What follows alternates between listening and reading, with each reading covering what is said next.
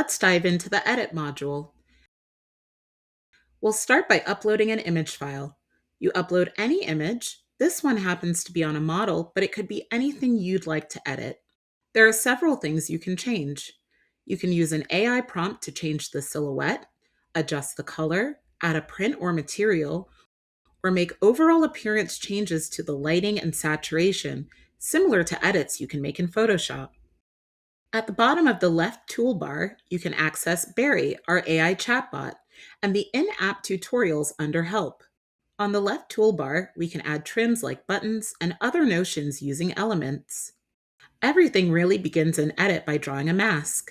Similar to Photoshop, masks allow you to ideate on an image without altering the pixels below. We have Smart Select, which allows you to select and deselect large areas. And we have Draw and Remove masks, which allow you to refine your selection. You simply click and drag your mouse over the area you'd like to select or erase. You can adjust the brush size using this slider. You can also clear the mask entirely. To use AI prompts, you'll want to draw your mask over the area you wish to change. We'll add long sleeves to this garment. Your mask doesn't need to be perfect as the tool is content aware. Once you finish refining your mask, enter your prompt in the AI prompt box. Reminder, prompt boxes do not recognize command words such as add, remove, or change. You'll write in the prompt box what you want to see. In this case, that is light blue, long, full sleeves in silk. Hit apply to generate 4 options to choose from. Click Confirm to finalize your favorite option. The Edit module has advanced options similar to the Create module. We have the negative prompt box, which you may have learned about in a previous video. You can type here what you don't wish to see in the generated outputs.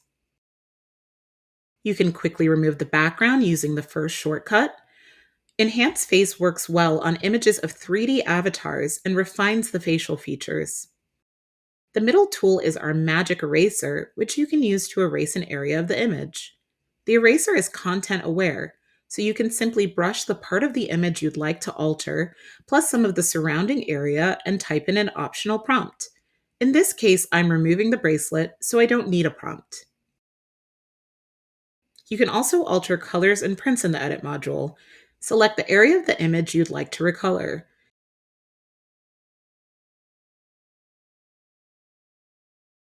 Use your mouse to click on the color picker and use the sliders to alter the hue and transparency.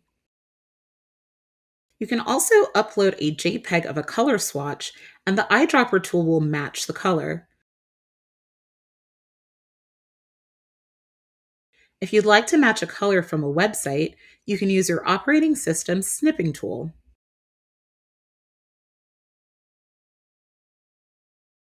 The Add Pattern tool allows you to fill a portion of an image with a seamless, repeatable print.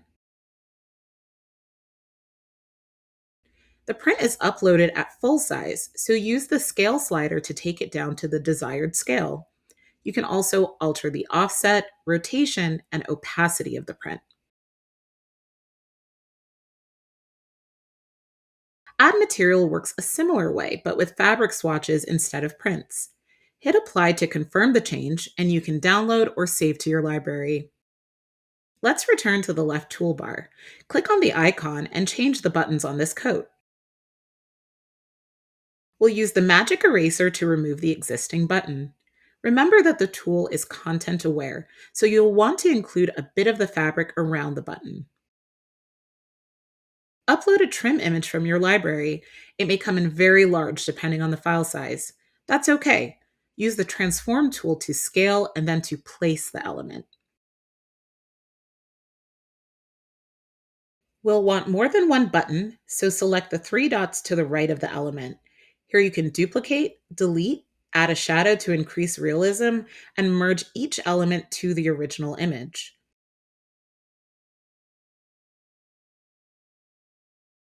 I can use the pan tool and the zoom slider in the upper right to zoom into the image and place the elements.